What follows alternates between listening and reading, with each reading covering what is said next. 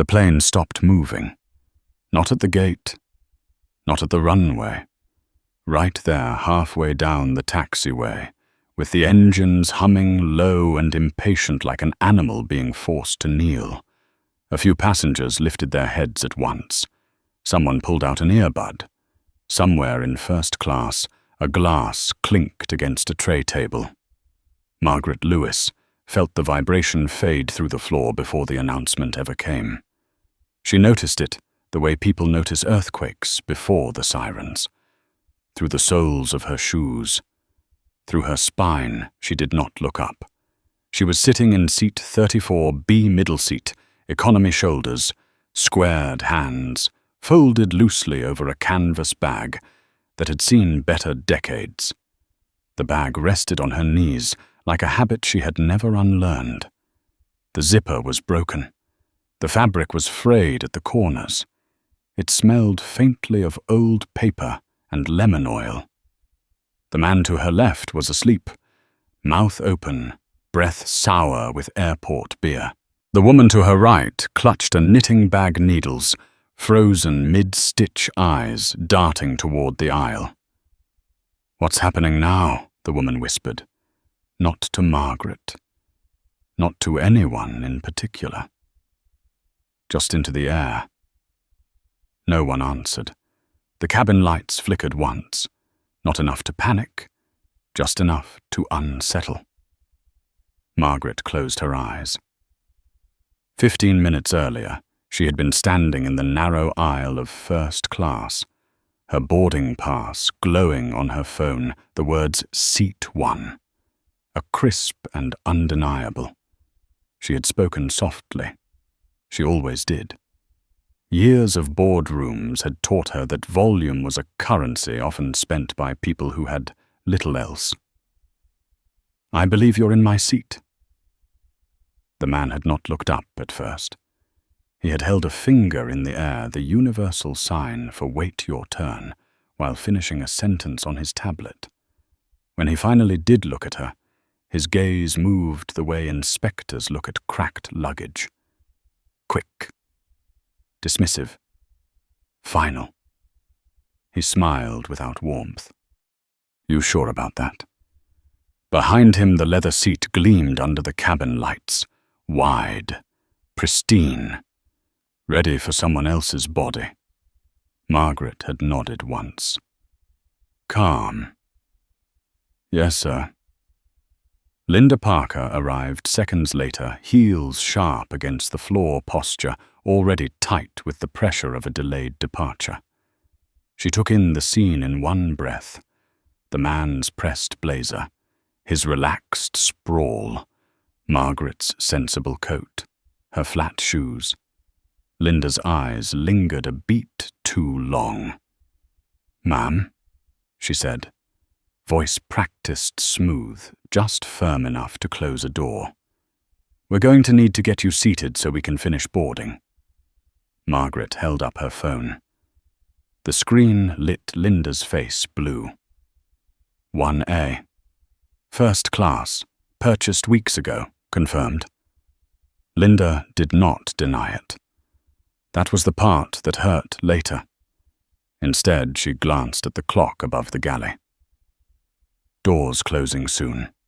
Slot tight. Weather rolling in from the east. "I understand," Linda said, lowering her voice, as if offering kindness. "But for right now, we need to resolve this quickly. There's an open seat in economy. Row 34. We'll sort it out on the ground in London." The man in the seat exhaled, amused. "That seems reasonable." Margaret felt the familiar heat at the base of her neck. Not anger. Not yet. Recognition. This moment had many faces over the years. A classroom. A hospital corridor. A conference where her badge had been questioned twice. She looked at Linda. Really looked. Linda's jaw was tight. Her eyes flicked once toward the cockpit. Once toward the waiting passengers. This was not cruelty. This was fear dressed as efficiency. Margaret nodded. All right. She turned without another word. That more than anything confused them. Now in seat 34B, with the plane stalled and the silence thickening, Margaret opened her eyes again. The hum of the engines had changed. Lower, uneven. Not wrong. Just paused. The captain's voice crackled through the cabin, measured, controlled. Ladies and gentlemen, we're experiencing a brief delay while we complete a routine systems check. Please remain seated. Routine. The word landed flat. The woman beside Margaret let out a breath she had been holding. Every time, she muttered. Every time I think I'll make it on time. Margaret did not respond. Her phone rested face down in her lap. No notifications, no buzzing, nothing dramatic. If anyone had been watching closely, they would have noticed that she had not typed anything in a hurry. No frantic tapping, no sharp gestures. She had taken her time. She had filled out a compliance report. Dry, precise. 3 short paragraphs, no adjectives, no emotion. Passenger reassigned from paid seat prior to departure. Manifest discrepancy unresolved at door closure. Request verification under license terms. She had sent it before the plane began to move. Not as a threat, as a record. The system had done the rest. Up front, Linda Parker stood near the galley phone, listening to a voice on the other end go from calm to cautious. Her fingers tightened around the receiver. "Say that again," she whispered. Across first class, the man from seat 1. A shifted irritation creeping into his face. He flagged another attendant with 2 fingers. "What's the hold-up?" No one answered him right away. In the cockpit, the CO pilot stared at a screen that had not shown that message in his entire career. He leaned closer, then sat back slowly, as if sudden movement might make it worse. "Captain," he said, voice low. "We've got a hold."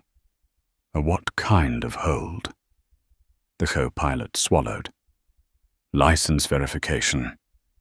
The word moved through the aircraft in invisible waves. It was not announced. It did not need to be. Something about the pause itself felt heavier now. Intentional. In row 34, the sleeping man beside Margaret stirred. "We land yet," he mumbled.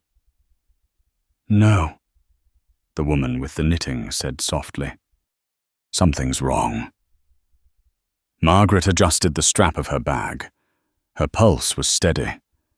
That surprised her a little. She thought of her father's hands, thick, scarred, how he used to check every bolt twice before starting an engine. Not because he was afraid of failure, because he respected systems. "You don't break them when they inconvenience you," he had said. "You fix them when they fail." Margaret looked down the aisle, faces tense, curious, annoyed. No one looking at her. That was fine. For now. The captain's voice returned slower this time. "Folks, we appreciate your patience. We are coordinating with operations and will update you shortly." Shortly. Another soft word. Linda hung up the phone. She stood very still, eyes unfocused, as if replaying something she had just heard. Her gaze drifted down the aisle past rows of strangers and landed inexplicably on a woman in a middle seat. Hands-folded posture, calm. For the first time since boarding, Linda felt something shift. Not fear, recognition. and somewhere beneath the steady hum of a grounded plane, the first crack appeared in a story that everyone thought they understood. Linda Parker had been trained to recognize panic in other people, not in herself. She felt it now, anyway, creeping in at the edges of her composure as she stood by the galley phone, the receiver still warm in her hand. Operations had not raised their voices. That was the problem. They had gone quiet. Careful. As if every word might be recorded somewhere, it should not be. Stand by the voice had said, "Do not reopen the door. Do not reseat anyone. We are verifying." Verifying what Linda had wanted to ask. Instead, she had said, "Understood, because that was what you said when things slipped out of your control." She scanned first class again. The man from seat 1. A Thomas Caldwell sat with his legs crossed, irritation hardening into entitlement. He tapped his fingers against the armrest, the sound sharp and rhythmic, like a clock counting down someone else's patience. "This is ridiculous," he said to no one in particular. "I've got meetings stacked back to back. Someone needs to explain why we're sitting here." An attendant hovered near him, young, uncertain eyes flicking toward Linda for guidance. Linda gave a small shake of her head. Not yet. Further back, murmurs were building, the kind that started low and spread sideways. Complaints about connections, about knees stiffening, about blood pressure and missed medication windows. This was not a cabin full of tourists. These were people who counted time in consequences. Linda's gaze slid again down the aisle. She did not mean to look for Margaret Lewis. She simply did. Margaret sat unmoving, eyes open now, watching nothing in particular. She did not check her phone. She did not fidget.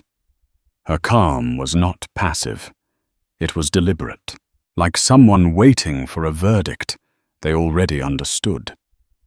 Linda felt a prickle along her arms. She excused herself and stepped into the forward galley, closing the curtain halfway. The cockpit door remained shut, but she could hear voices inside, low, focused. No laughter. No casual banter. Another call came through. This time, the voice belonged to a man who introduced himself slowly, clearly, as if making sure his name landed where it should. "Ms. Parker," he said. "This is Daniel Ruiz with Federal Aviation Compliance." Linda straightened. "Yes, sir. We need to ask you a few questions regarding a seating reassignment prior to departure." Her mouth went dry. "Of course." Was a passenger removed from a paid seat after boarding? Linda hesitated for half a second too long. "Yes." Was the reassignment documented in the system Linda pictured the moment? The clock, the pressure, the choice? Not yet. "I intended to complete it after landing." There was a pause. Papers rustled. "Ms. Parker, are you aware of the license terms governing the aircraft's operational software?" Linda's chest tightened. "No, sir. That's handled at a corporate level." "Yes," Ruiz said evenly. "It is. And certain terms require immediate verification if a manifest discrepancy occurs under specific circumstances." "What circumstances?" Linda asked. "Disputed occupancy of a paid seat tied to a registered license holder." The words did not make sense together at first. Then they did. Linda's hand tightened around the phone. "Sir," she said carefully, the passenger in question was seated in economy. "Yes," Ruiz replied. We know where she is seated now. Linda swallowed. May I ask who she is? There was another pause, longer this time. You may. You will be informed shortly. The line went dead. Linda stood there, staring at the silent receiver, her reflection faintly visible in the brushed metal wall. She looked older than she had this morning. Not tired, exposed. In the cockpit, the captain pressed his headset tighter against his ear. Say that again, he said quietly. You're telling me the hold isn't mechanical. The voice on the other end responded, clipped. Negative. It's administrative. Administrative doesn't ground a plane, the captain said. It does when the license flags it. The voice replied. And this one flagged hard. The CO pilot leaned back, rubbing his jaw. Who owns the license? He asked. Another pause. We're confirming identity. Back in first class, Thomas Caldwell stood abruptly, the sudden movement jarring. This is absurd, he said loudly. I want to speak to whoever is in charge. Linda stepped out from the galley before the young attendant could respond. Sir, please remain seated.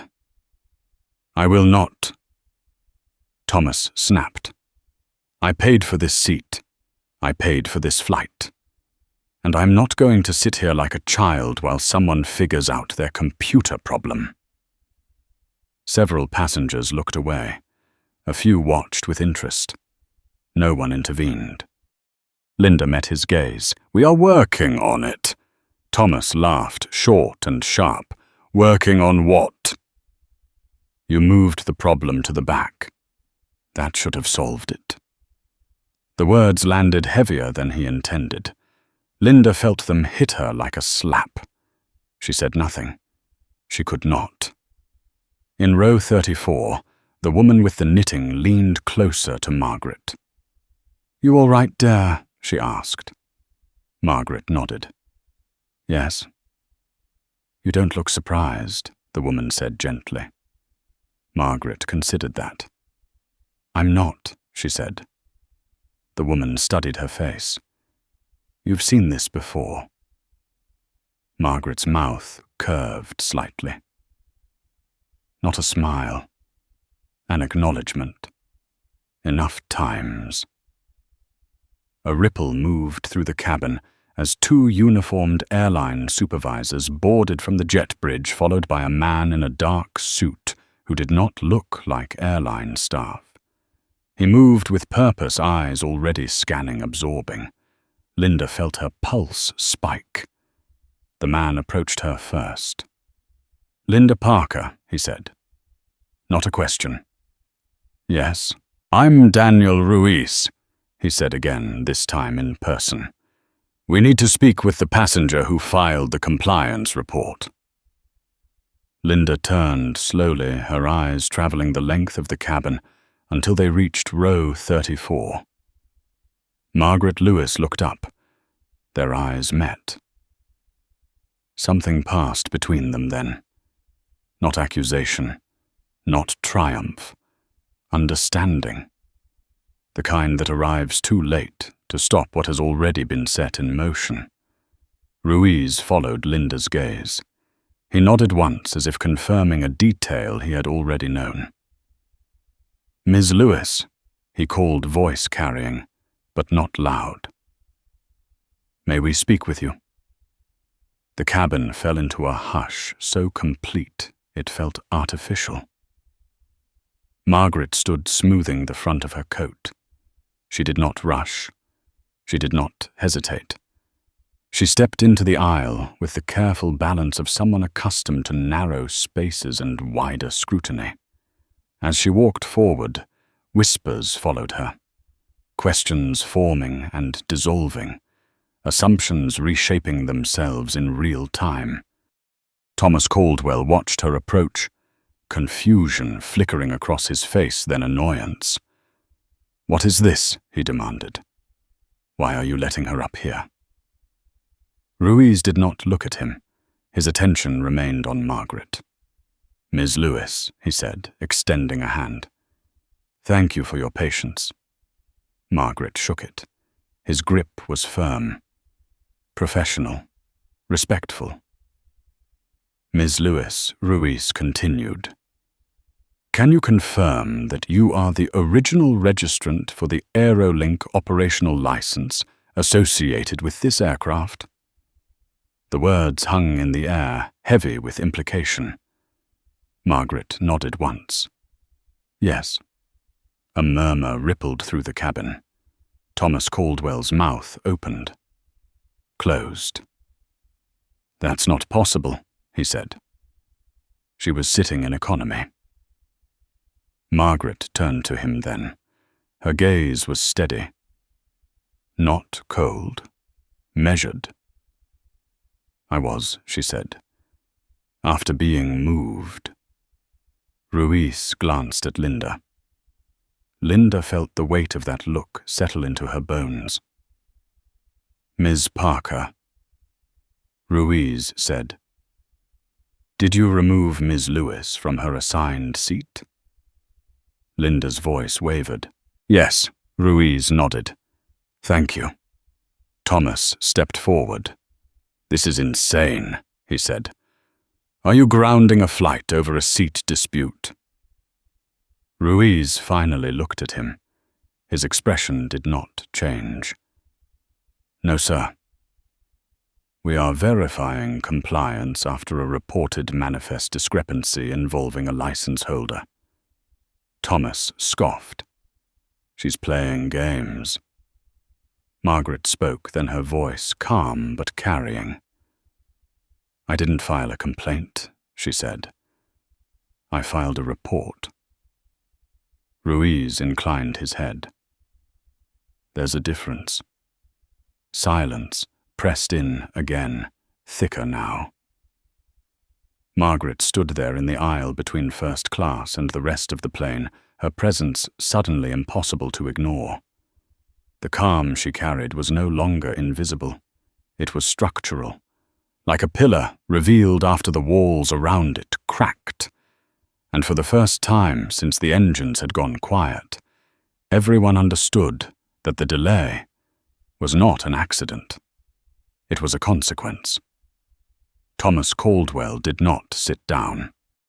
He stood in the aisle, one hand braced against the overhead bin, breathing faster than he realized, eyes darting between Daniel Ruiz and the woman he had dismissed less than an hour ago.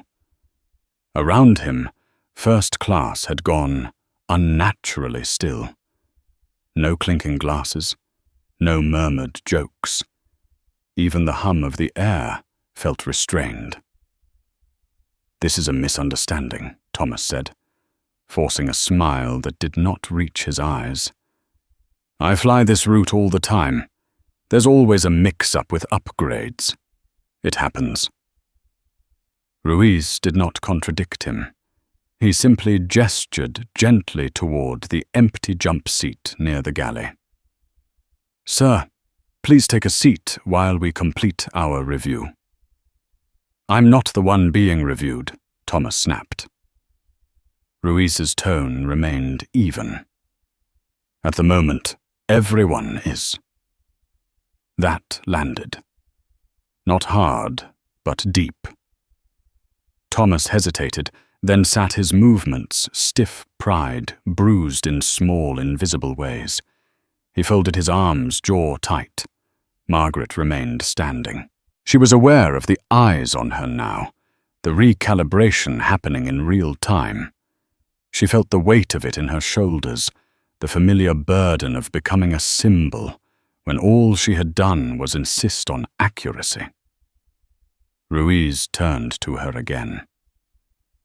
"Ms. Lewis, for the record, can you state your relationship to Aerolink Systems?"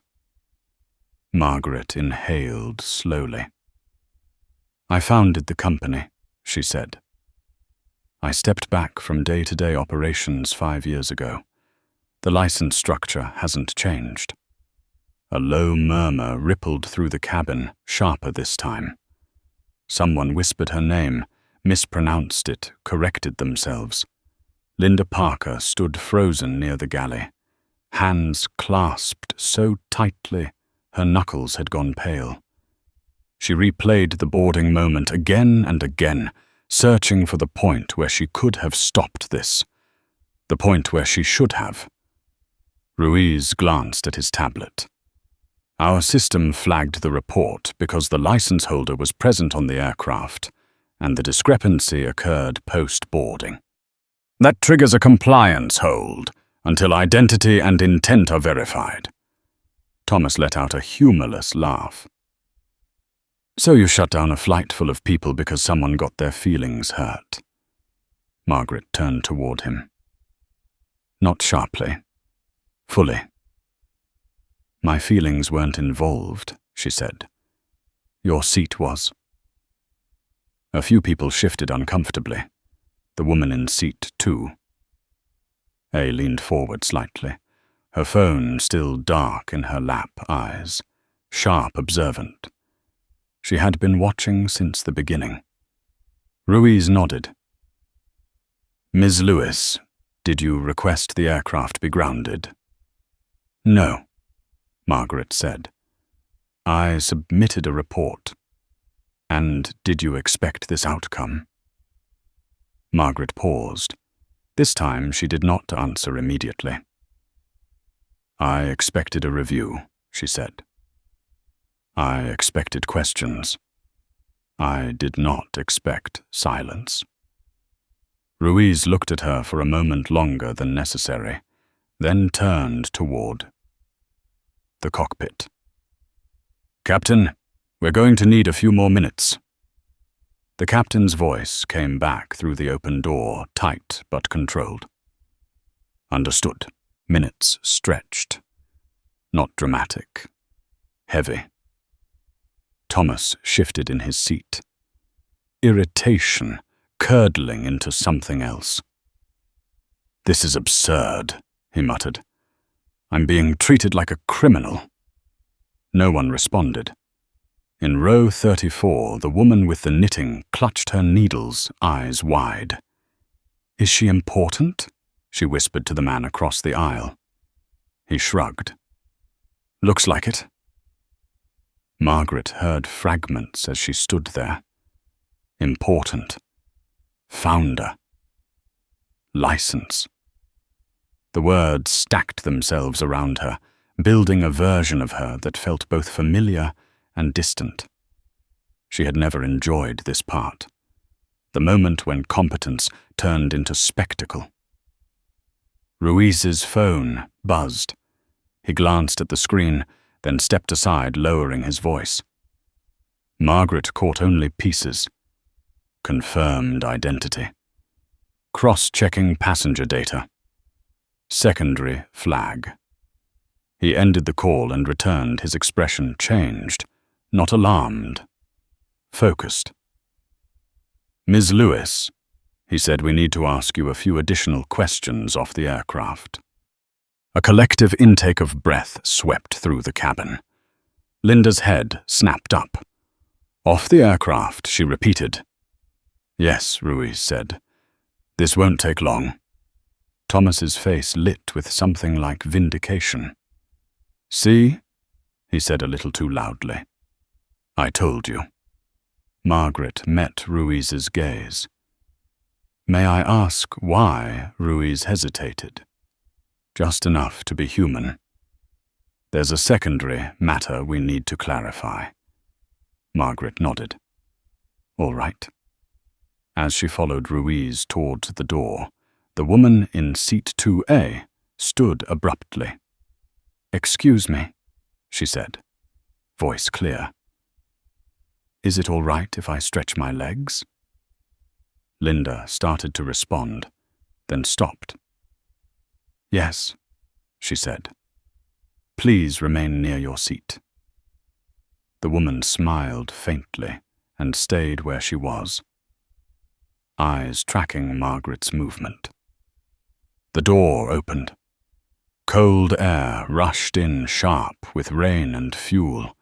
The tarmac stretched out under harsh lights, slick and reflective. A stair vehicle waited nearby, flanked by 2 uniformed officers who did not touch their cuffs. Margaret stepped down carefully, the wind tugging at her coat. She felt the eyes from the cabin on her back, the sudden vulnerability of being visible without context. Ruiz stopped a few feet from the bottom of the stairs. "Ms. Lewis," he said, lowering his voice. "This is procedural." "I understand," Margaret replied. He studied her face as if searching for signs of something. Fear, anger, defiance. He found none. "Have you ever had a compliance report escalate like this before?" he asked. "Yes," Margaret said. "Once." "What happened?" "The system worked," she said. "People were uncomfortable, then things got better." Ruiz nodded slowly. "The secondary matter involves Mr. Caldwell."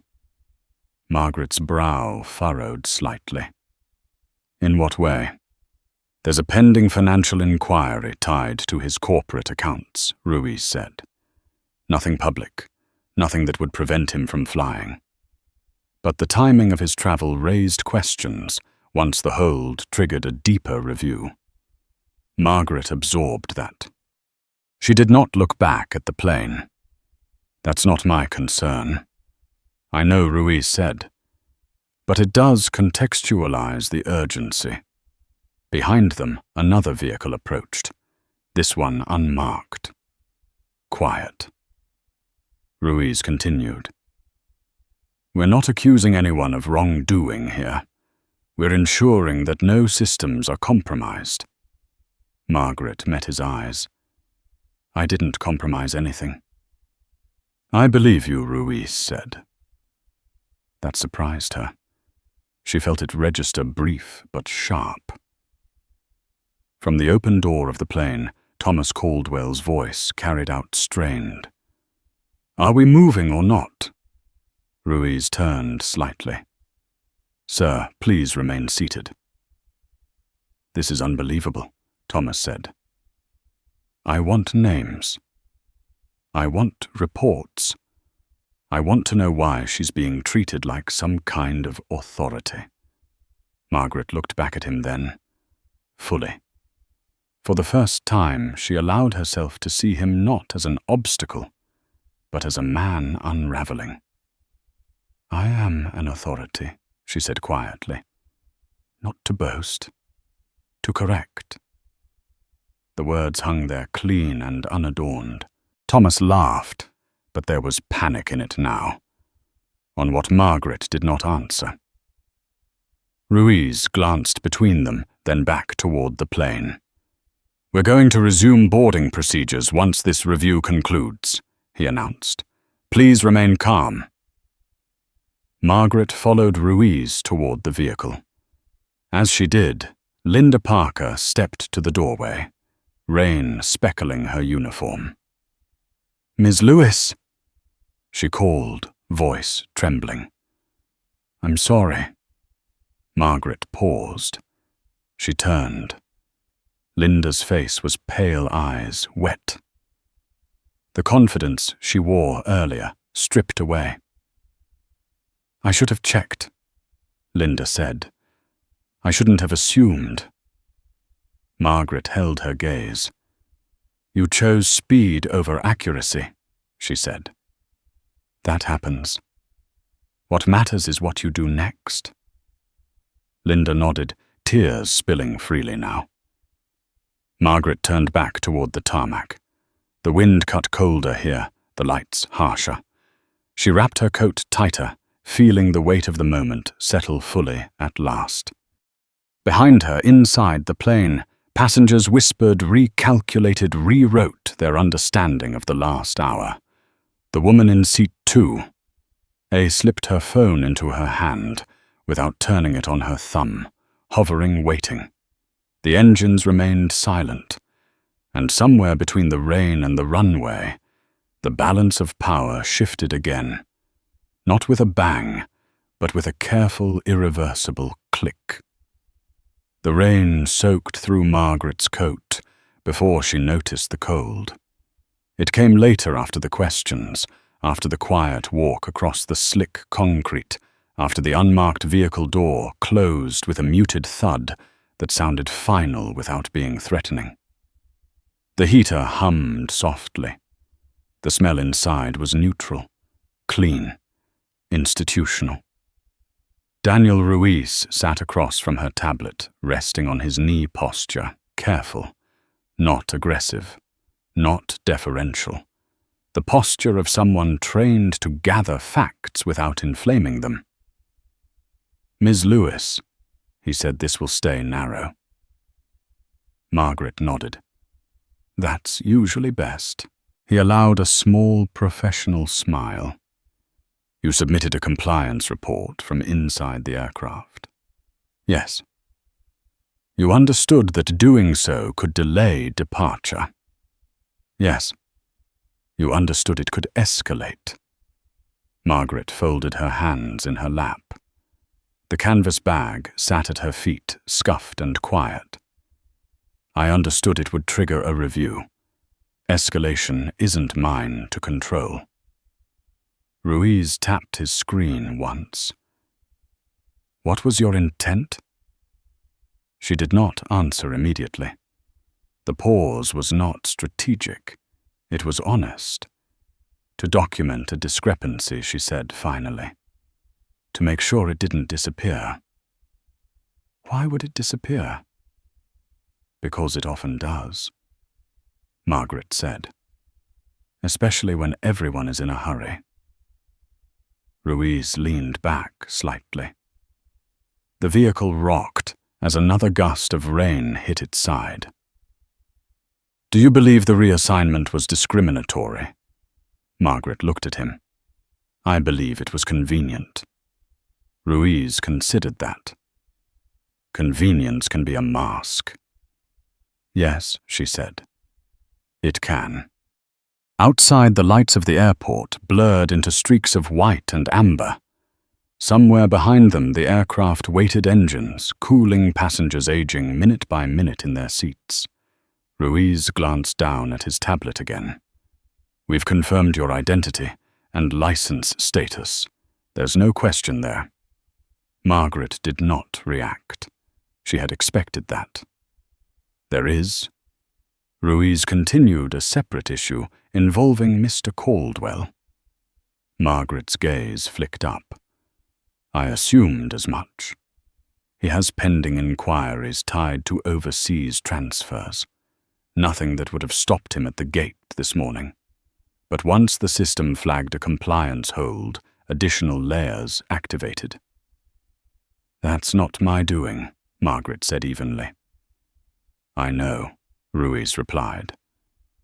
"But perception matters." She exhaled slowly. "Perception always does." The vehicle slowed to a stop. Ruiz did not open the door. He waited. "Ms. Lewis," he said, "some people will say you overreached." She met his eyes. "Some people always do. They'll say you used corporate systems to settle a personal grievance." Margaret tilted her head slightly.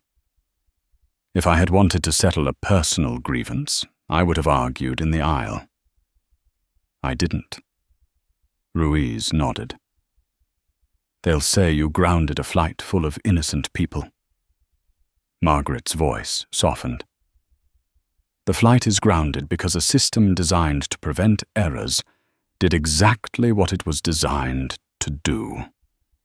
And if that design inconveniences people, then it exposes the cost of ignoring accuracy," she said, "which is the point." Ruiz studied her for a long moment. Not as an agent, as a man trying to understand another person's internal math. Inside the aircraft, tension had turned restless. Thomas Caldwell paced the short stretch between his seat and the galley, running a hand through his hair, breath shallow. The confidence he had worn so easily earlier now slipped at the edges. He spoke too loudly. He laughed too quickly. "This is a joke," he said to anyone who would listen. All of this over a misunderstanding. No one responded. The first-class cabin had cooled toward him. Not hostile, just distant. Linda Parker stood near the cockpit door, hands folded, eyes red-rimmed. She had already filed the initial report. Not the sanitized version she might have written before. The real one. Timelines. Decisions. Her name attached to each. The captain approached her quietly. "Any update?" Linda shook her head. "Not yet." He nodded once. "When they clear it, we'll go. If they don't, we won't." "That's it?" she asked. "That's it," he said. "We fly when we're cleared. Not before." She swallowed. This was the part no training module covered. The waiting after the mistake. In row 2, the woman who had been watching since the beginning sat very still. Her phone rested in her hand, now screen-dark camera closed. She was not filming. Not yet. She was listening. The way journalists listened before they decided where the story truly was. Back in the vehicle, Ruiz's phone buzzed. He glanced at it, then looked up. "We're going to return you to the aircraft." Margaret nodded. "All right." "One more thing," he added. "There may be questions later. From the airline, possibly from the press." Margaret's mouth curved slightly. "There always are. You'll be asked why you didn't simply comply and deal with it later." She looked out the window. The rain had eased to a fine mist. Because later has a way of never coming. Ruiz opened the door. Cold air rushed back in bracing. Margaret stepped out the tarmac firm under her feet. The plane loomed ahead. Light's bright door still open.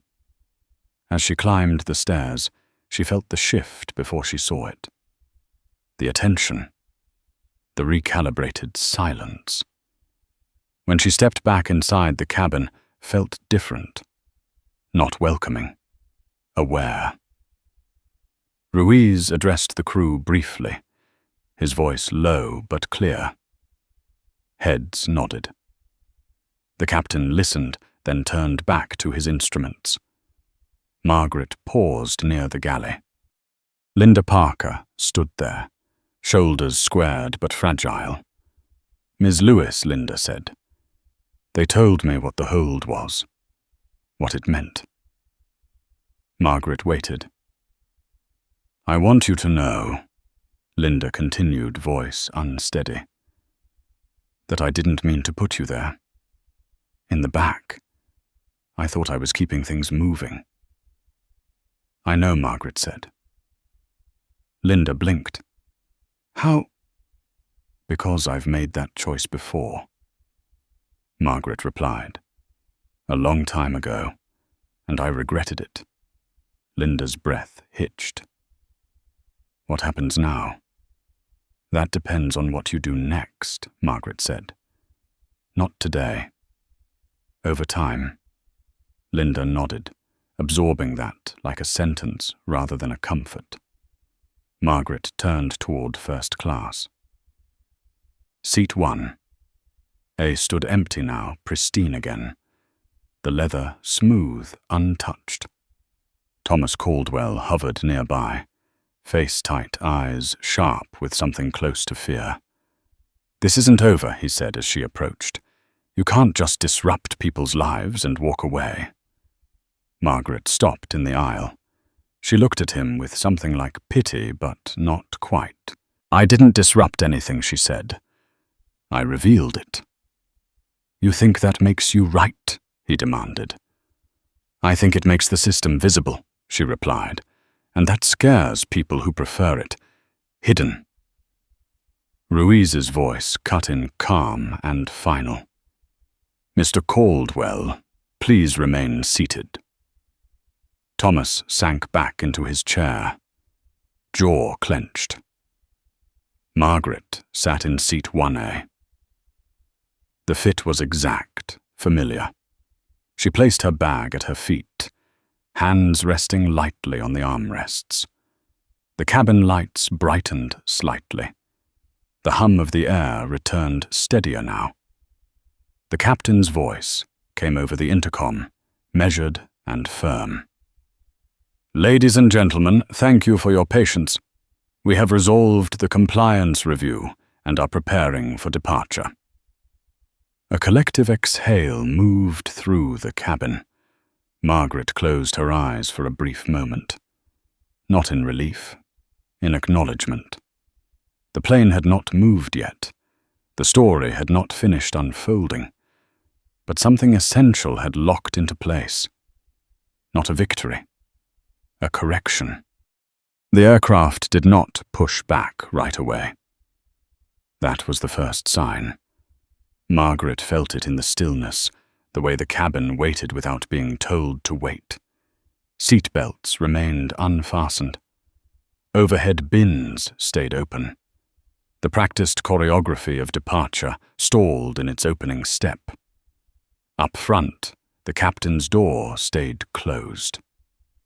Thomas Caldwell noticed it too.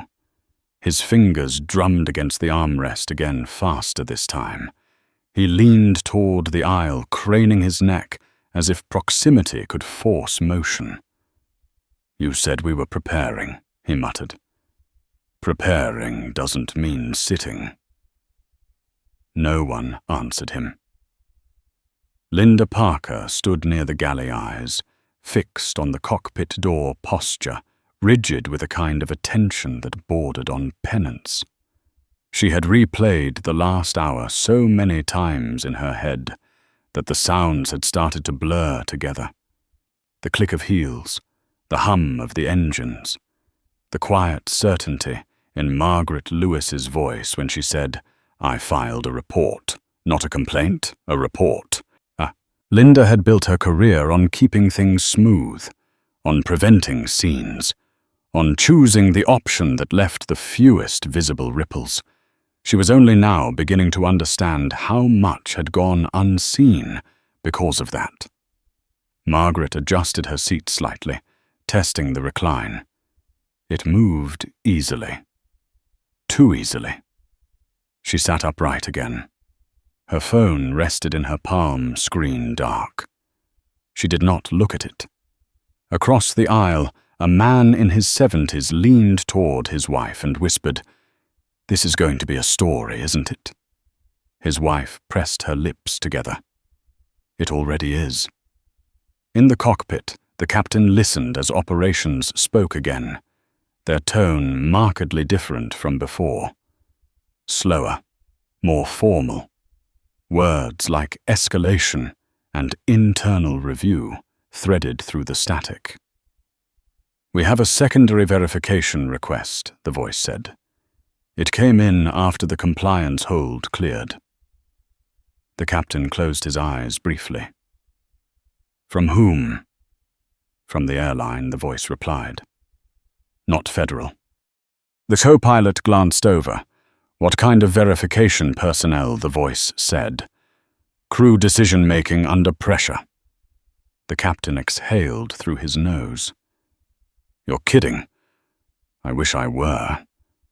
The cockpit door opened a few inches. Linda straightened instinctively. The captain stepped out, his expression controlled but drawn. Ms. Parker, he said quietly, I need to speak with you. She followed him into the galley, heart pounding. He did not raise his voice. He did not need to. The airline has requested a statement, he said. Now. Linda swallowed. About the seating decision. Yes. I already filed. They want context, he said. Motivation, timing. Linda nodded. Her mouth felt dry. What does that mean for the flight? It means we're paused, he said. Again. A low groan rippled through the cabin as the announcement came. Ladies and gentlemen, we appreciate your continued patience. We have an additional brief delay while we finalize operational clearance. Brief again. Thomas Caldwell's composure cracked. He stood abruptly, voice sharp, carrying. This is unbelievable. You said it was resolved. You let her back up here, and now we're delayed again. Over what? Paperwork. Several heads turned. A few eyes hardened. Margaret did not look at him. The woman in seat 2. A shifted forward phone now fully in her hand. Still dark. Still waiting. Linda returned to the galley phone, fingers trembling as she dialed the internal line. When the voice on the other end answered, Linda spoke clearly, deliberately. She did not minimize. She did not excuse. I made a decision under time pressure, she said. I prioritized departure over verification. I did not follow full protocol. There was silence on the line, and Linda continued, voice catching slightly. I now understand the implications of that choice. The silence stretched. Thank you, the voice said finally. That's all for now. The line disconnected. Linda leaned her forehead briefly against the cool metal wall. When she straightened, she felt different. Lighter in some ways, exposed in others. She turned and found Margaret standing nearby, having risen quietly from her seat. Their eyes met. I'm sorry, Linda said again, the words stripped of fear now left bare. Margaret nodded. I believe you. That was when Daniel Ruiz returned. He boarded without ceremony, rain still clinging to his coat. He nodded once at the captain, then scanned the cabin. His gaze landed on Margaret, then shifted to Thomas Caldwell. Mr. Caldwell Ruiz, said voice calm but carrying. May I speak with you? Thomas scoffed. About time. Ruiz gestured toward the forward galley. This way. Thomas hesitated, then followed, straightening his jacket as he walked chin high. He still believed in the armor. It had protected him for decades. In the galley, Ruiz spoke softly. Margaret could not hear the words, but she saw the shift. Thomas's shoulders tensed. His hands curled into fists. His confidence faltered, then flared. This is harassment, Thomas said loudly. You can't hold me here. Ruiz's reply was measured. We're not holding you. We're clarifying. Margaret watched Thomas's face change as Ruiz continued. The color drained, returned, drained again. What do you mean, internal transfer? Thomas demanded. That's not illegal. Not in isolation, Ruiz said. But combined with the timing of your travel, it raises questions. Margaret looked away. This was no longer her terrain. Thomas glanced toward her anyway, eyes sharp, searching for blame. You did this, he snapped. You made this happen. Margaret met his gaze. No, she said quietly. You did. The words were not cruel. They were precise. Ruiz stepped between them slightly, a subtle shift of authority. Mr. Caldwell, he said, we need you to remain seated for now. For how long? Thomas demanded. That depends, Ruiz said, on what we find. Thomas laughed, but it sounded brittle. You're grounding a plane for a fishing expedition. Ruiz did not rise to it. We're protecting a system, he said. Sometimes that means people have to wait. The cabin had gone utterly still again. Even the restless had stopped shifting. The weight of the moment pressed down, undeniable. Margaret returned to her seat. She felt the eyes on her back, the unspoken questions. Who is she? What did she do? How far does this go? She closed her eyes briefly, then opened them, focusing on the physical details.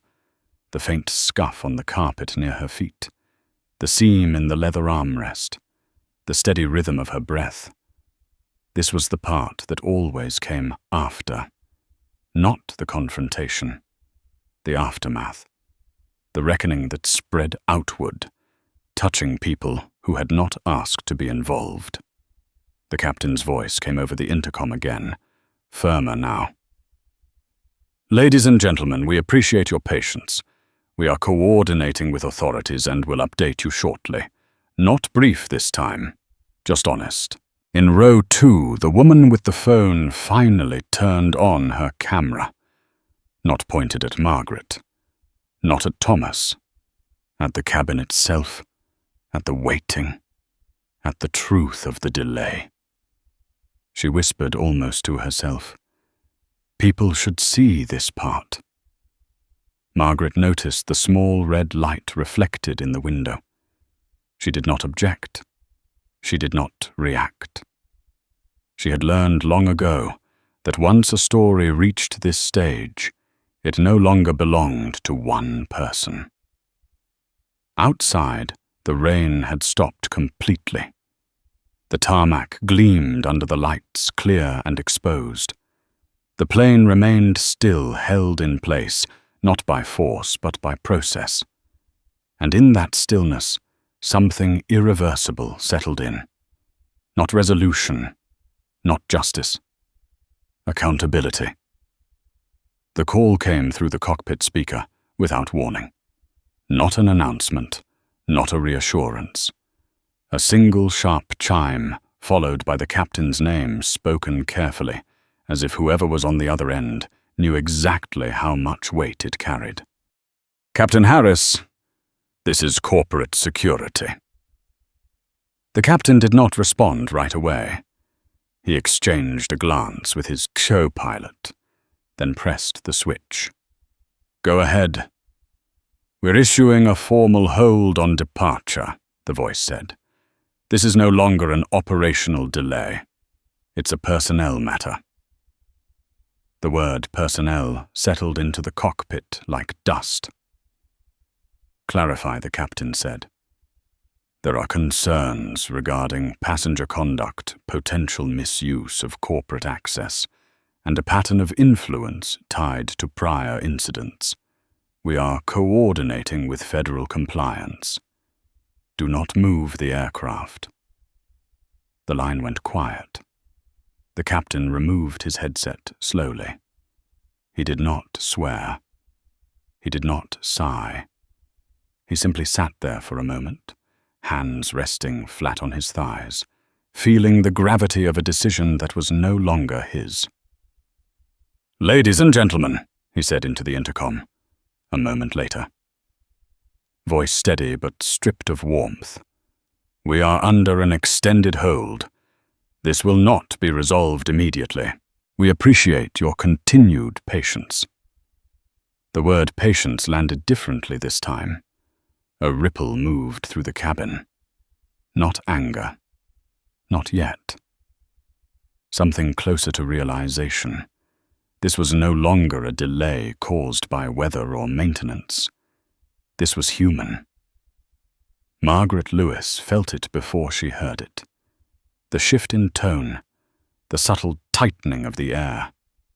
She straightened slightly in her seat, hands resting on her knees, her expression unchanged. Across the aisle, Thomas Caldwell stared straight ahead, his jaw working as if chewing through a thought he did not want to swallow. His phone buzzed in his hand. Once, twice he did not answer it. Daniel Ruiz stood near the forward bulkhead phone pressed to his ear. His voice low. Margaret caught fragments this time. Corporate inquiry, pattern analysis, prior complaints. The words drifted toward her like smoke. Linda Parker leaned against the galley counter, arms folded tight around herself. She had never seen a delay turn into this. Not in all her years. This was the kind of situation whispered about during training, dismissed as rare, theoretical, unlikely. She watched Margaret from the corner of her eye. The woman sat with a stillness that was no longer invisible. It drew attention without demanding it. Linda realized then that calm, real calm, unsettled people more than anger ever could. Ruiz ended his call and turned toward the cabin. "Mr. Caldwell," he said. Voice clear. "We're going to need you to gather your belongings." Thomas snapped his head up. "For what?" "For deplaning," Ruiz said. A sharp intake of breath moved through first class. Someone gasped openly. A man in the second row muttered, "About time," then stopped himself. Thomas stood abruptly. "This is outrageous," he said too loudly. "You can't just remove me because of an accusation." "We're not," Ruiz replied. "We're removing you pending review." Margaret felt the eyes swing toward her again, as if she were the lever that had pulled this outcome into being. She did not flinch. She did not look away. Thomas's gaze found her burning now. "You wanted this," he said. "You played the system." Margaret met his stare. "I respected it," she said. "There's a difference." Ruiz stepped slightly between them. "Sir, please." Thomas grabbed his jacket from the overhead bin movements, jerky, uncoordinated. His confidence had collapsed inward, leaving only volume behind. "This is what happens now," he said to the cabin at large. "One person decides she's offended, and everyone else pays." Margaret spoke without raising her voice. "Everyone pays when accuracy is treated as optional." Silence followed. Heavy. Complete. Thomas scoffed and turned toward. The door shoulder's rigid pride bent but not broken. As he passed Linda, he hesitated, as if expecting support. She did not meet his eyes. The door opened. Cool air rushed in again. The tarmac waited indifferent. As Thomas descended the stairs, a murmur rose behind him. Not applause, not condemnation, just the low sound of people processing an ending they had not predicted. The door closed. For a moment, nothing happened. Then the woman in seat 2A exhaled softly and lowered her phone. She had captured enough. Not spectacle. Context. The captain's voice returned. "Ladies and gentlemen, thank you for your patience. We are continuing coordination with authorities. We will update you as soon as possible." Margaret leaned back slightly, feeling the leather settle beneath her. Her heart beat evenly. That surprised her again. Linda approached her hesitantly. "Ms. Lewis," she said, "if there's anything I can get you." Margaret looked up. "A glass of water, please." Linda nodded and moved quickly, grateful for something simple to do. As the minutes stretched, conversations resumed in hushed tones. People speculated. People recalculated their schedules. People reconsidered their first impressions. In the cockpit, the CO pilot leaned toward the captain. "You think we're clear now?" The captain shook his head. "Not yet." Another call came in. This one routed directly to Daniel Ruiz's phone. His expression shifted as he listened.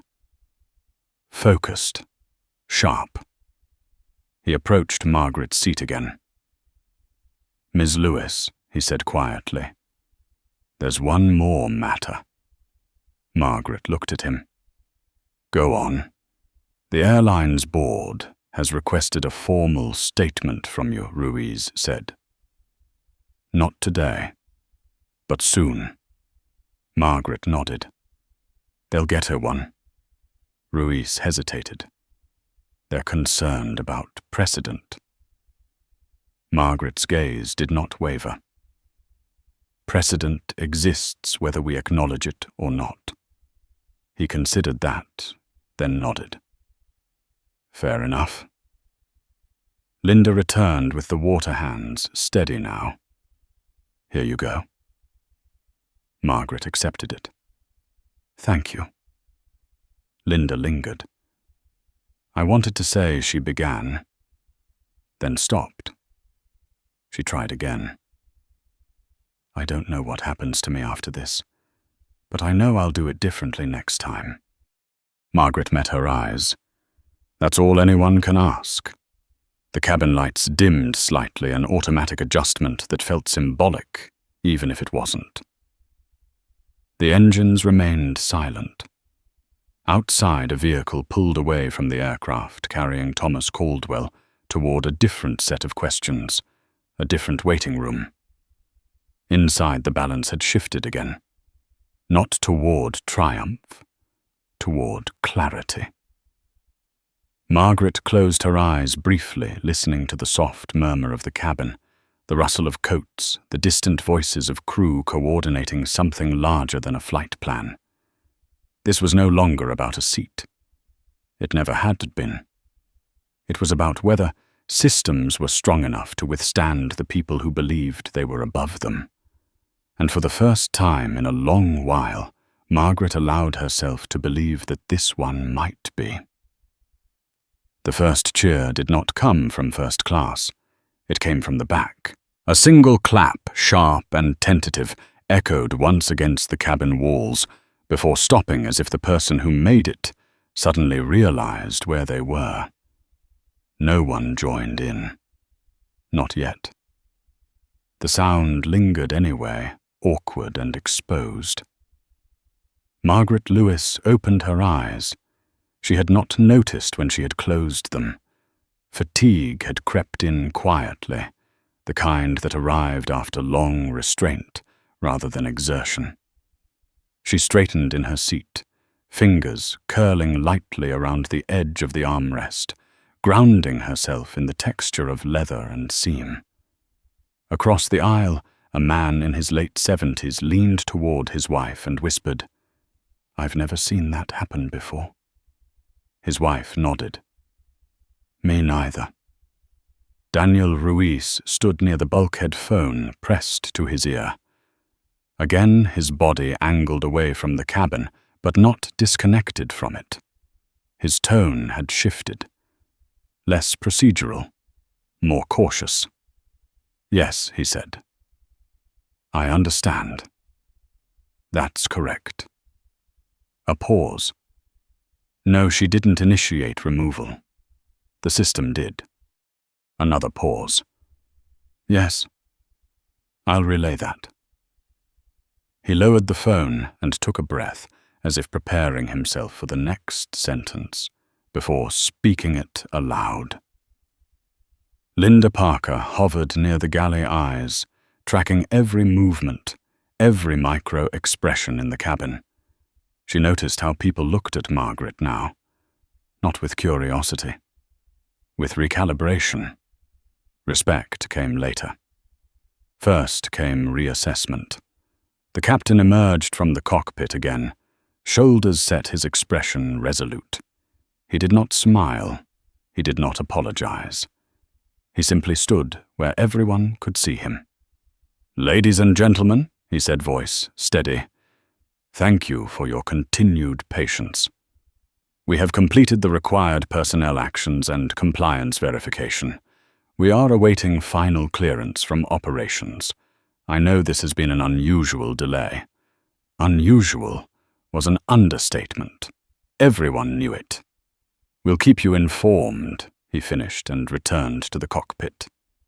Margaret exhaled slowly. The woman in seat 2.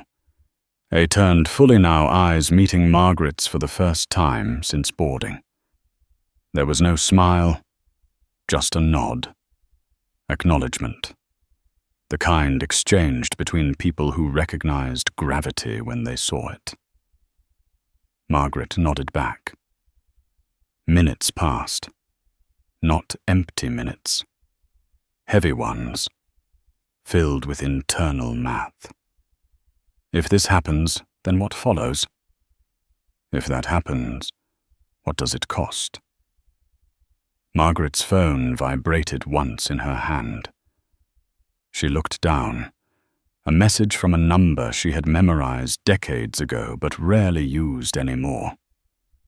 "Board emergency call requested. Please confirm availability." She did not respond right away. She looked out the window instead at the slick tarmac, at the lines painted with such certainty, as if direction could always be trusted if it was marked clearly enough. Linda approached cautiously. "Ms. Lewis," she said, keeping her voice low. "Operations asked if you're comfortable remaining on board during the final review." Margaret looked up. "Yes." Linda hesitated. "There may be implications."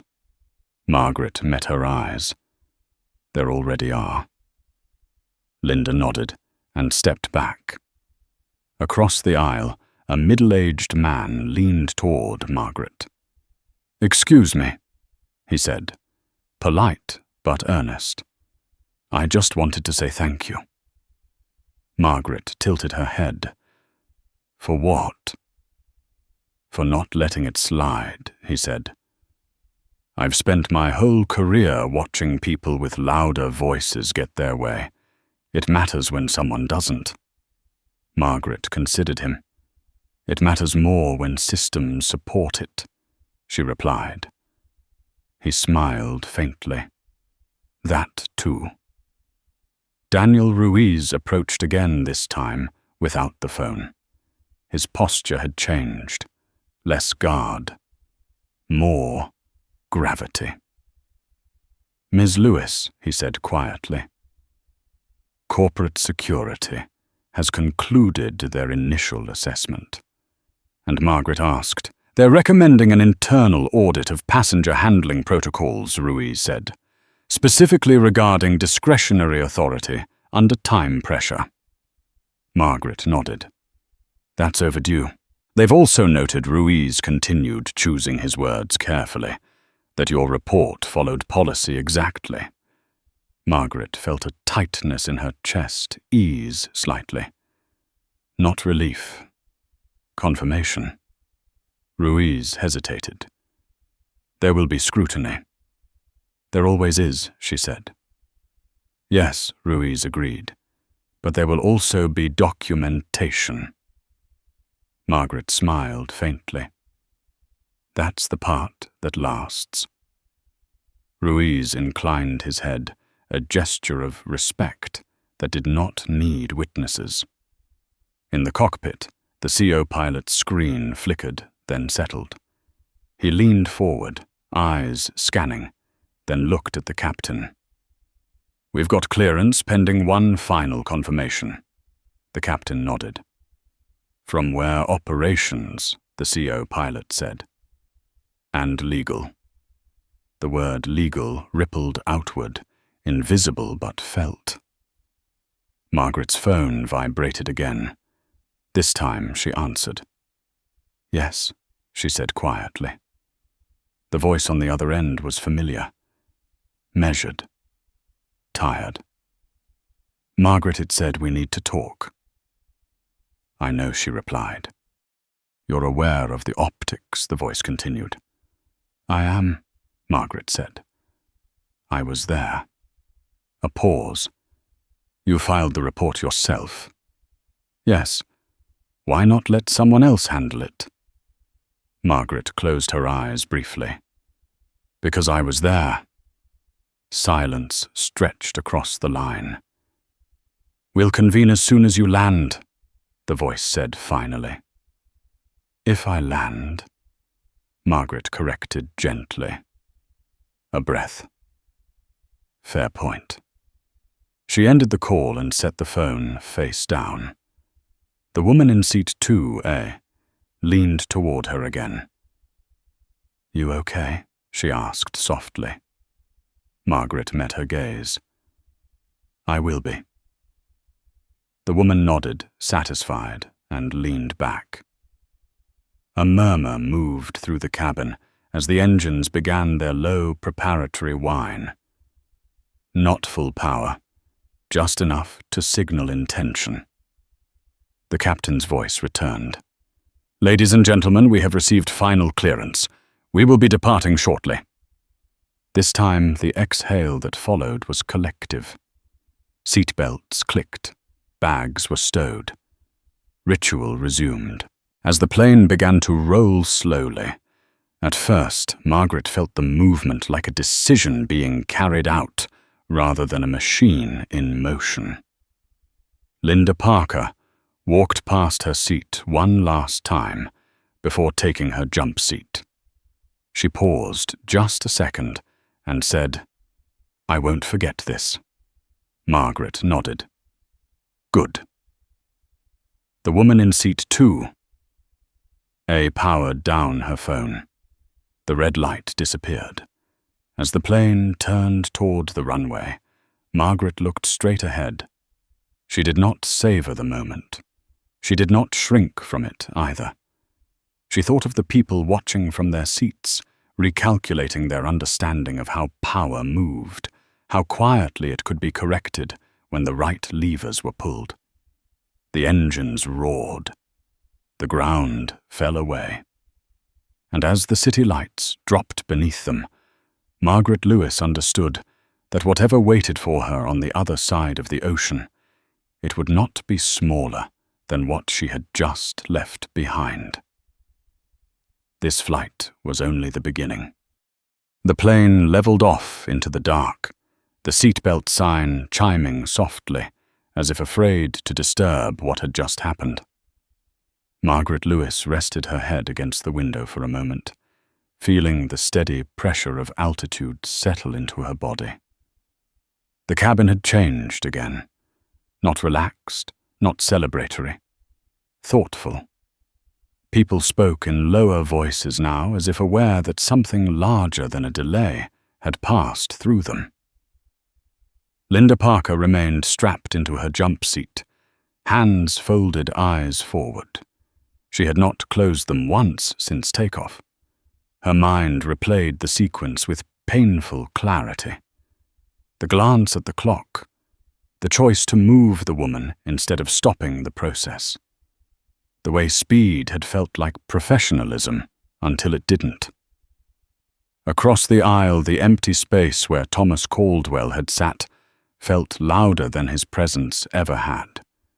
People noticed it now. They noticed absence. Daniel Ruiz took a seat in the forward cabin, no longer standing guard, no longer pacing. His shoulders had lowered slightly, the posture of someone who had completed one phase of work and was already anticipating the next. His phone buzzed intermittently. He answered some calls. He ignored others. Margaret's phone vibrated again. She did not look at it immediately. She watched the faint reflection of her own face in the window instead. Older than she remembered, sharper around the eyes, calm in a way that had been earned, not inherited. When she finally looked down, the message was brief. Legal briefing requested. Pre-landing. She exhaled through her nose and typed a single word. Acknowledged. A flight attendant approached this one younger, careful, holding a glass of water like an offering. "Ms. Lewis," she said quietly, "can I get you anything else?" Margaret smiled faintly. "No. Thank you." The attendant hesitated. "I just wanted to say, I watched how you handled everything." Margaret waited. "My mother would have done the same," the attendant finished. "She always said, systems only fail when good people stay quiet." Margaret nodded once. "Your mother was right." The attendant returned to the galley, shoulders a little straighter than before. In the cockpit, the captain removed his headset briefly and leaned back, staring at the dark panel lights. He had flown through storms, emergencies, medical events. This had been none of those, and all of them. He turned to his co-pilot. "You ever think about how close we get to the edge without knowing it?" The co-pilot nodded. "Every flight." The captain glanced back toward the cabin through the small window. Tonight, someone noticed. In row 2, the woman who had been filming earlier scribbled notes in a small notebook, now the phone tucked away. She had seen enough footage. What she wanted now were details, names, timelines, the part that made stories stick. Margaret felt the weight of what was coming long before it arrived.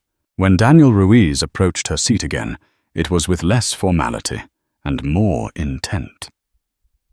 "Ms. Lewis," he said, lowering his voice, "there's been movement."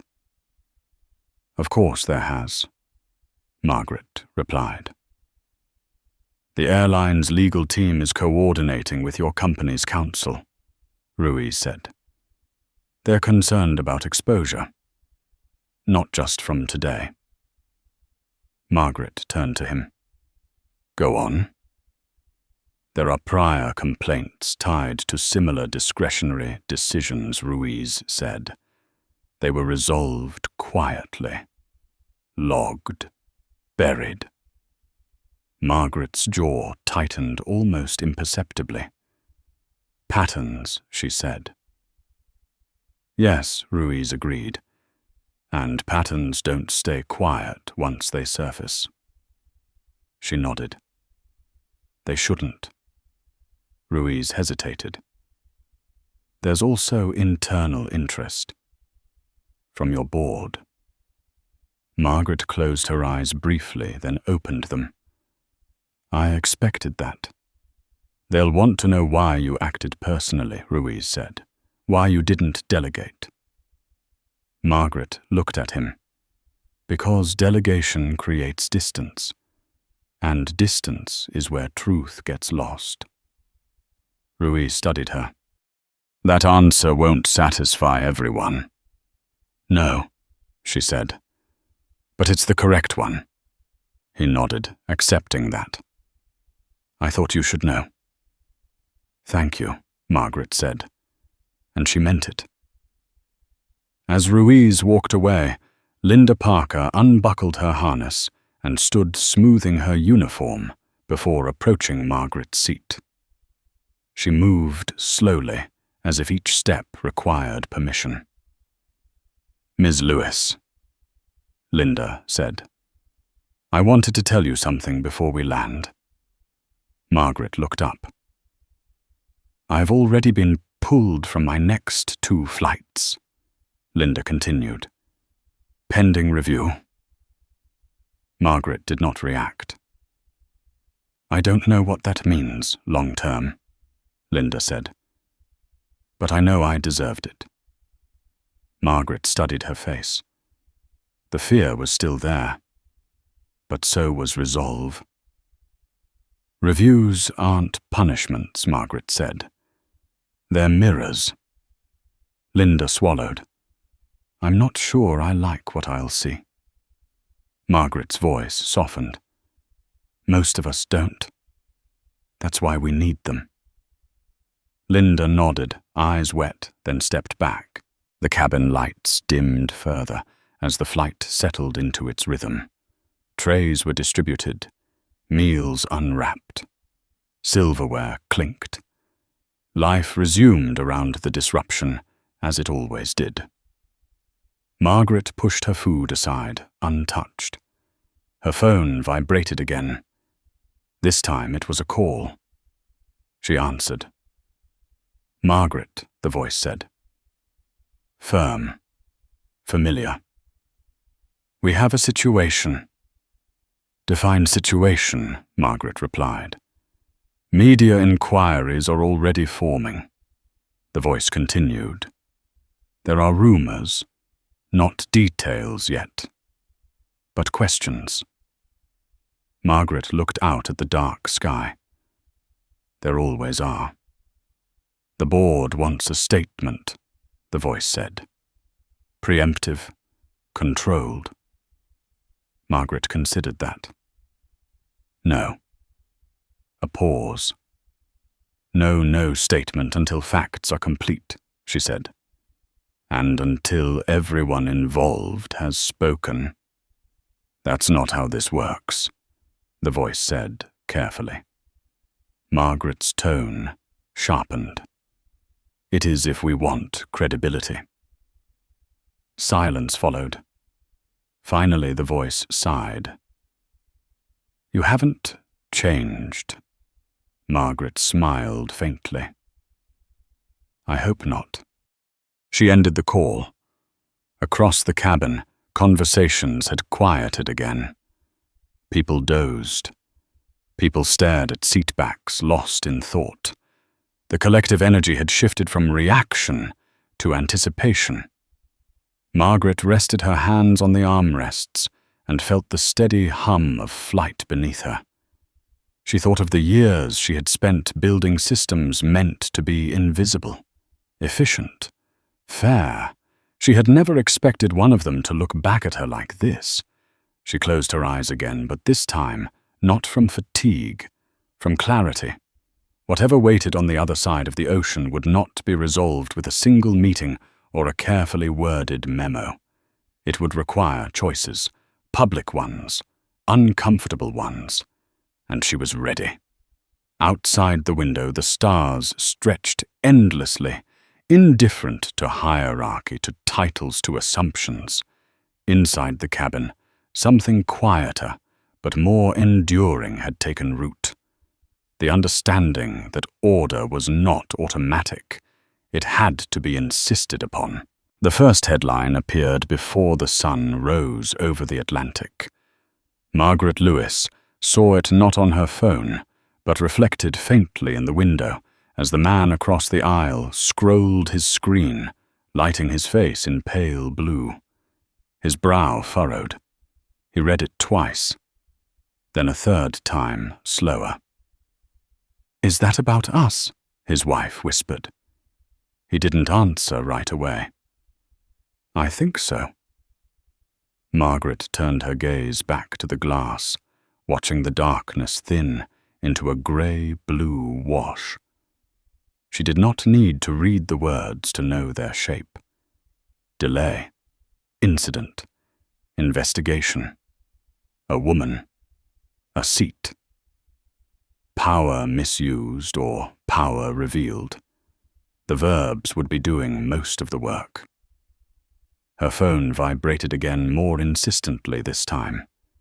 She ignored it for another few seconds, letting the moment settle. Then she picked it up. Multiple missed calls. Legal. Communications. An unfamiliar number marked London. She chose none of them. Instead, she opened the secure message from earlier. Board emergency call requested. She typed landing in approximately 1 hour. I will attend in person. She sent it and set the phone down. Around her, the cabin was waking in stages. Seatbacks lifted. Tray tables folded. Conversations resumed in low, careful tones. No one was loud. No one joked. The energy felt restrained, as if everyone sensed that whatever they had witnessed was still unfolding. Linda Parker moved through the aisle with a quiet efficiency, her voice softer than it had been all flight. She checked seat belts, made eye contact, where appropriate nodded, without forcing a smile. She had not been reassigned mid-air, but the knowledge of what waited for her on the ground sat visibly on her shoulders. When she reached Margaret's seat, she paused. "We'll be descending soon," she said. "I know," Margaret replied. Linda hesitated. "I wanted you to hear it from me first. The airline has opened a formal review." Margaret nodded. "That's appropriate. They'll want statements," Linda continued, "from everyone." Margaret looked up at her. "Tell the truth," she said. "It's easier to remember." Linda let out a breath she had been holding for hours. "Thank you." In the cockpit, the captain adjusted his approach, eyes steady on the instruments. He had received his own calls, from operations, from legal, from a supervisor who spoke in careful sentences about documentation and oversight. He welcomed it, the clarity, even when it came wrapped in consequence. The woman in seat 2. A closed her notebook and slipped it into her bag. She had what she needed. Not the viral clip. The narrative. She glanced once more toward Margaret, then away, respecting the boundary between subject and witness. As the plane began its descent, Margaret felt the familiar pressure change in her ears, grounding her in the physical reality of arrival. The runway lights appeared ahead, sharp and precise, cutting through the morning haze. Her phone vibrated again. This time, she answered. "Margaret," the voice said. It was the board chair. Older, measured, tired in a way that came from years of managing outcomes rather than people. "We need to talk before this goes any further." "I'm landing," Margaret replied. "We'll talk then." "There's concern," the voice continued, "about how this looks." Margaret closed her eyes briefly. "There always is. You didn't consult anyone." "I didn't have time," she said, "and I didn't need permission to document a violation." A pause. "This has already affected the stock." Margaret opened her eyes. So did ignoring it. Silence followed.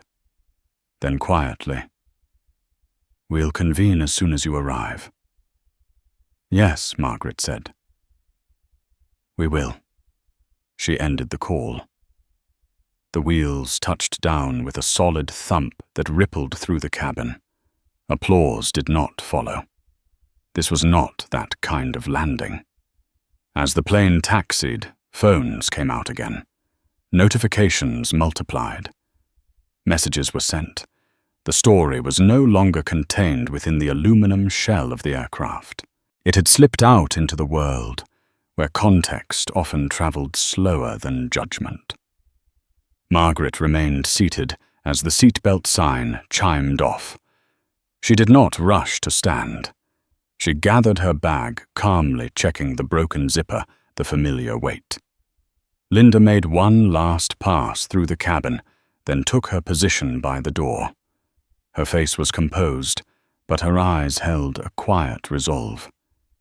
When Margaret reached the doorway, Linda met her gaze. "Whatever happens," Linda said, "I won't forget today." Margaret nodded. "Neither will anyone else." The jet bridge smelled of metal and coffee. Voices echoed ahead.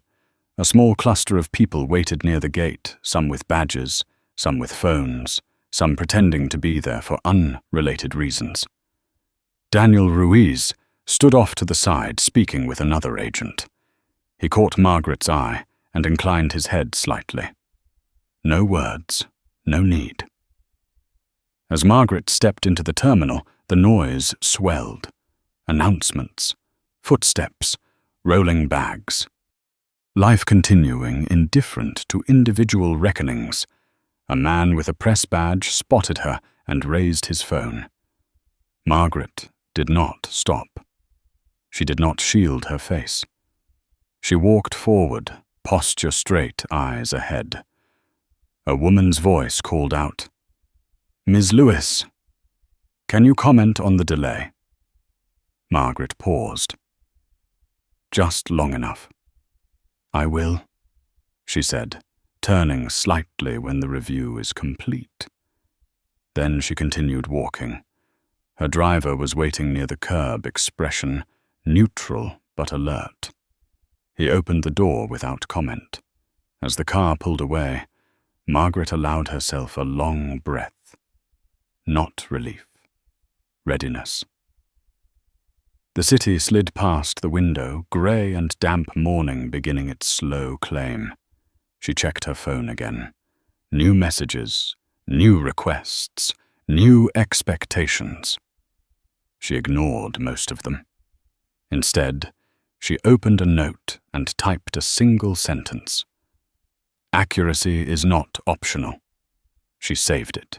Ahead, the road curved toward meetings, toward rooms where words would be weighed and intentions questioned, toward people who would ask why she had done what she did, and whether she would do it again. Margaret looked out at the passing buildings, the early commuters, the ordinary lives unfolding, unaware of how close systems came to failing every day. Yes, she thought, I would. And this time, I won't be alone. The conference room overlooked the river, but no one was looking at the water. Margaret Lewis stood at the far end of the long table coat, still on canvas bag at her feet, as if she had walked in only to confirm that the room was real. 12 faces stared back at her, some familiar, some newly cautious, all alert. The board chair cleared his throat. "Thank you for coming directly here." Margaret nodded. She did not sit. Not yet. On the screen behind them, a timeline glowed. Boarding, delay, compliance hold, removal, review. Each item stripped of emotion, reduced to neutral language that pretended this had been an accident rather than a sequence of choices. "We need to address the fallout," one director said. "Media attention is accelerating.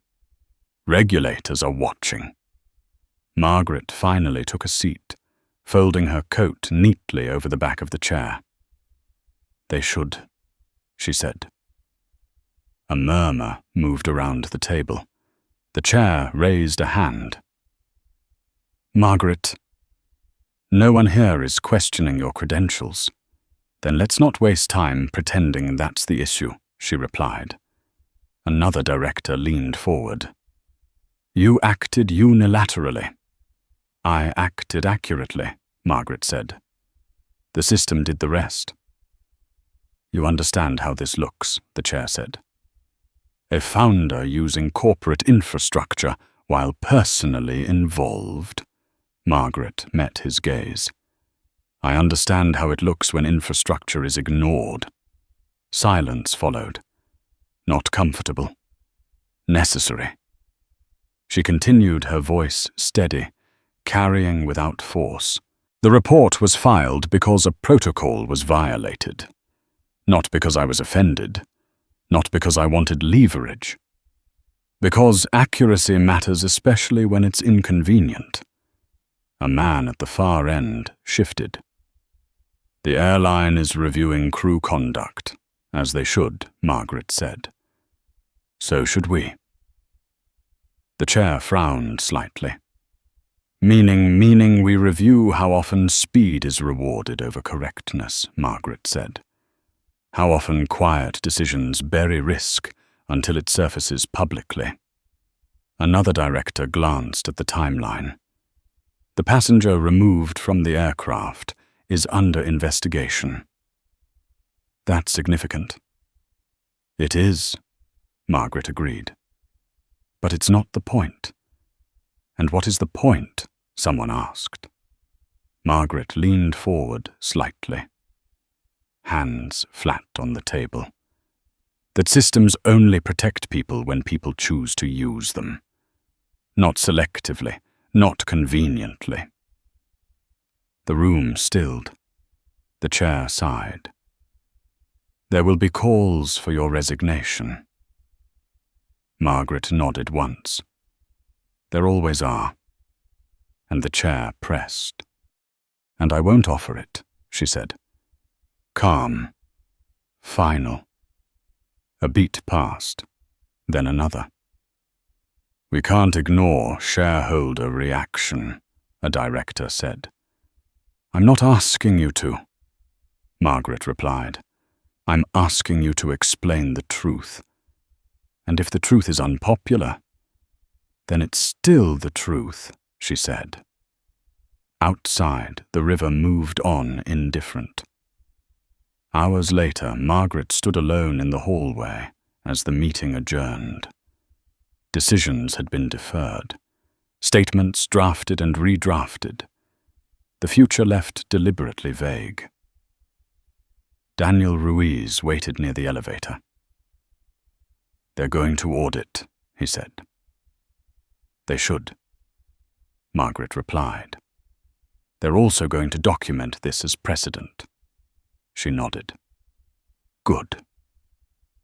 Linda Parker's name appeared briefly on a printed agenda being carried past them, reassigned, review pending, training overhaul proposed. Margaret watched it go by without comment. By the time evening settled, the story had found its final shape online. Less speculation, more facts. The words accuracy and accountability began appearing more often than outrage. Margaret returned to her hotel room, set her bag down, and finally removed her coat. The room was quiet. No applause, no vindication, just stillness. She sat on the edge of the bed and allowed herself one deep breath. Her phone buzzed once more. A message from the woman in seat 2A. Thank you for letting it be seen. Margaret typed back a single line. Some things need light. She set the phone aside. The next morning, the markets steadied. The airline announced changes, training revisions, protocol clarifications. No grand apologies. But movement. Margaret watched the coverage without comment. She had learned long ago that real change rarely announced itself loudly. Weeks later, she boarded another flight. Different city, different crew, same canvas bag. The gate agent scanned her. Pass smiled and said, "Welcome aboard, Ms. Lewis." Margaret nodded and walked on. Her seat was where it should be. She sat buckled in and looked out the window as the plane prepared to move. The engines spooled. The ground shifted. Everything worked because it was allowed to. That was the point. If this story resonated with you, take a moment to like and subscribe and comment. Stand your ground.